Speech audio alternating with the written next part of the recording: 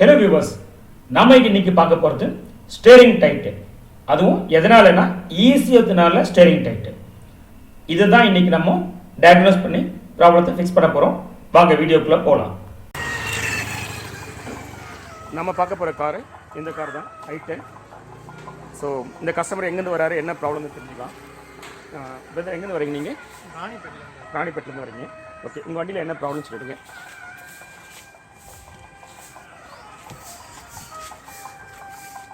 சொல்லுங்க பிரதர், உங்களோட வண்டியில் என்ன ப்ராப்ளம்? பேரிங் ஸ்டேரிங் வந்து ஹார்டாக இருக்குங்களா?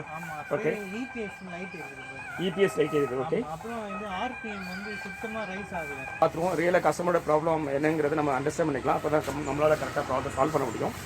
Okay, first let me take a drive and then do scanning, then we will diagnose what's the problem and then we will fix it. So engine is started.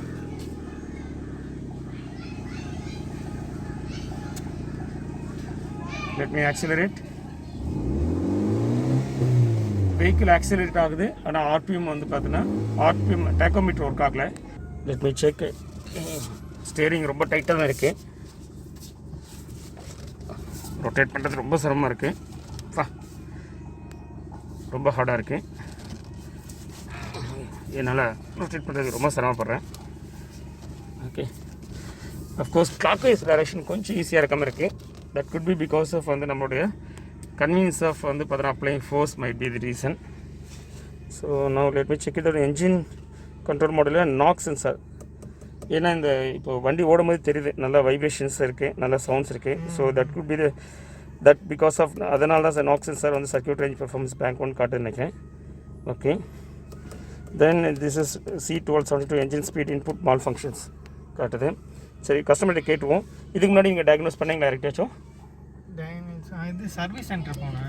போனீங்க? Hyundai service centre போனீங்க. எதுக்காக போனீங்க? இதான் இந்த ப்ராப்ளம்காக தான் போனேன். Steering ஹார்டாக இருக்குன்னு மட்டும் தான் போனேன். ஆர்பிஎம் அப்போ நோட் பண்ணல நான். ஓகே, நேற்று தான் வந்து நோட் பண்ணேன் ஆர்பிஎம்மும் ஒர்க் ஆகலன்னு சொல்லிட்டு. ஓகே, அவங்க என்ன சொன்னாங்கன்னா ஃபுல்லாக ECU யூனிட்டே ஃபுல்லாக மாற்றணும்னு சொன்னாங்க. எந்த ECU யூனிட்டு?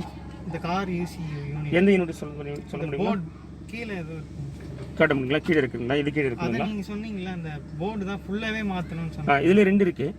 இங்கே வந்து இந்த electronic power steering control model ஒன்று இருக்குது. அது ஒரு கண்ட்ரோல் மாடல்ஸ், அது கீழே இருக்குங்க. அலுமினியம் அது ஒரு ஷீட் மெட்டலில் இருக்கும் கவர் பண்ணி. இன்னொன்று இந்த சைடில் ஒன்று இருக்கும், உங்கள் சைடு நீங்கள் இருக்க பக்கம் அது அவங்க தெளிவாக சொல்லலை. ஆனால் மாற்றணும்னு மட்டும் சொன்னாங்க. சரி, நீங்கள் காஸ்ட் என்ன சொன்னீங்கன்னா நான் கெஸ் பண்ணுறேன். எதை சொல்லியிருப்பாங்க? எவ்வளோ காஸ்ட் சொன்னாங்க எஸ்டிமேஷன்? அவங்க 40,000 சொன்னாங்களா? ஸோ 40,000 அப்போ இதுதான் உங்கள் சைடு இருக்கு இல்லையா? ஸோ அதுதான் வந்து பத்திரமா தான் சொல்லியிருக்காங்க. சரி, 40,000 ப்ளஸ் டேக்ஸுங்களா? இல்லை 40 சொன்னாங்க. ஓகே, டேக்ஸ் வந்து பார்த்தீங்கன்னா அப்படி அது சொல்ல மாட்டாங்க. நான் அதுக்கப்புறம் 40,000 ப்ளஸ் டேக்ஸ் வந்து 24% டேக்ஸ் நினைக்கிறேன். அப்போ வந்து இல்லை காரே இப்போ நான் 2 lakhs தான் வாங்கினேன் காரு. அந்த ஒரு இதுக்கே வந்து 40,000 கேட்கும்போது அதுக்கு தான் வந்து நான் சர்ச் பண்ணும்போது யூடியூப்பில் பார்த்தேன். ஓகே, அப்போ தான் பார்த்துட்டு தான் உங்களுக்கு கால் பண்ணேன். ஓகே பிரதர், நீங்கள் சொல்கிறது கரெக்டு. இன்ஃபேக்ட் நீங்கள் சில வண்டிலாம் நீங்கள் வந்து க்ரூஸு லாரெல்லாம் பார்த்தீங்கன்னா ரொம்ப ரேட்டு கம்மியாக கிடைக்கும். சரிங்களா? ஆனால் அது ரிப்பேர் பண்ண பார்த்தீங்கன்னா வாங்கின காஸ்ட்டுக்கு ஈக்குவலாக வந்து பார்த்தீங்கன்னா அது ரிப்பேரிங் காஸ்ட் இருக்கும் ஒரு டைம் ரிப்பேருக்கு. ஏன்னா ஸ்பேர் பார்ட்ஸோட காஸ்ட் வந்து பார்த்தீங்கன்னா நம்ம யூஸ்டு கார் காஸ்ட்டுக்கோட கம்பேரிசனே கிடையாது. அதனோட ஒரிஜினல் காஸ்ட் என்னவோ அந்த காஸ்ட்டுக்கான ரிலேட் பண்ணி தான் இருக்கும்.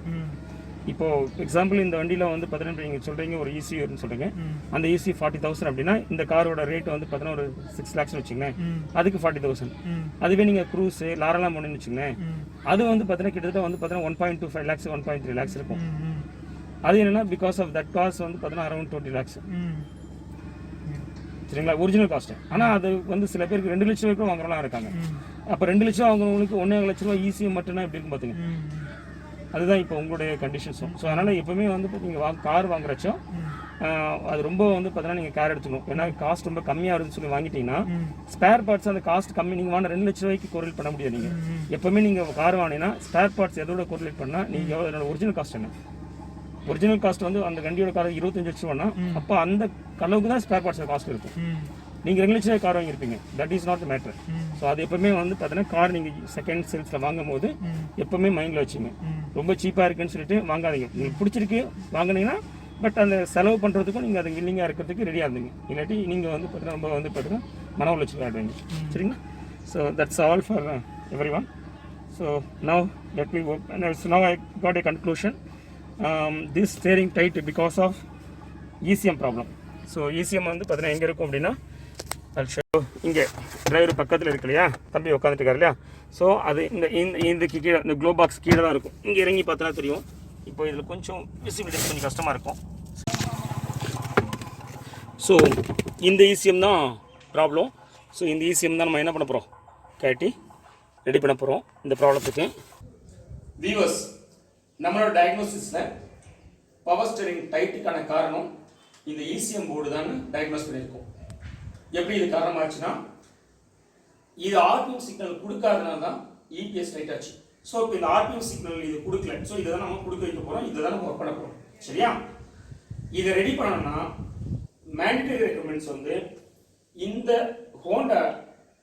ஹுண்டாயோட கம்ப்ளீட் ஒயர் டயக்ராம் i20 வேணும். i10 பண்ணா i20 வேணும், i20 னா i20 அது மாதிரி இருக்கும். ஏன்னா இதில் 94 பின்ஸ் இருக்குன்னா 94 சர்க்யூட்ஸ் இருக்கு.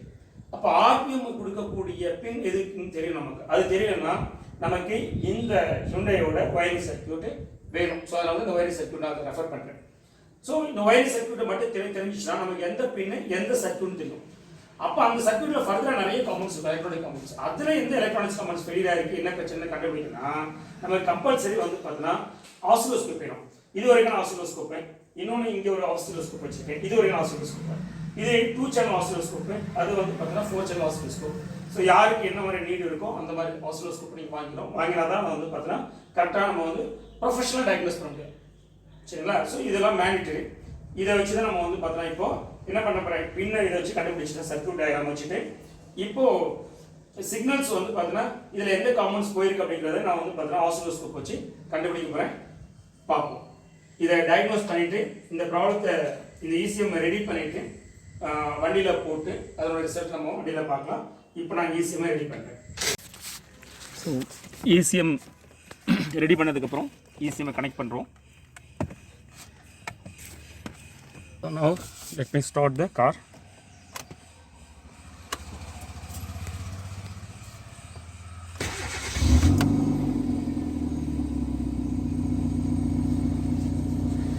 See how free this power steering.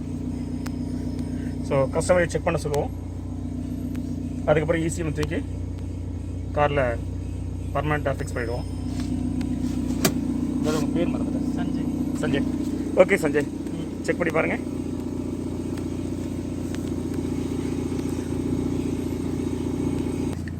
Can you tell me of Chennai CAR-TECH job?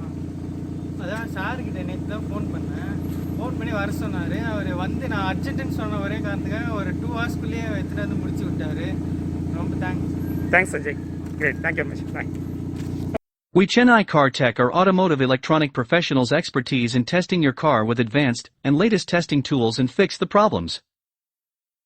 Our specialty is servicing multiband premium cars like Mercedes-Benz, BMW, Audi, Volkswagen, Skoda etc. Want to know about our services? Call us at the number in screen, WhatsApp or email. வணக்கம் மக்களே, car மெக்கானிக்களுக்கு ஒரு அரிய வாய்ப்பு.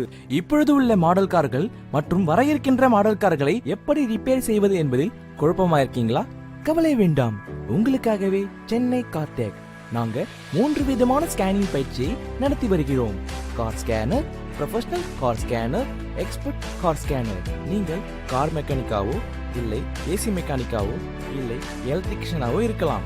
கவலை வேண்டாம், உங்களுக்கு electrical மற்றும் electronic டெக்னாலஜிகளை சொல்லித் தருகிறோம். சென்னை கார்-டெக். மேலும் தகவலுக்கு உடனே போனுங்க, டயல் பண்ணுங்க 9840633265. இது லிமிடெட் பீரியட் என்பதால் முன்பதிவு செய்வோருக்கே முன்னுரிமை அளிக்கப்படும்.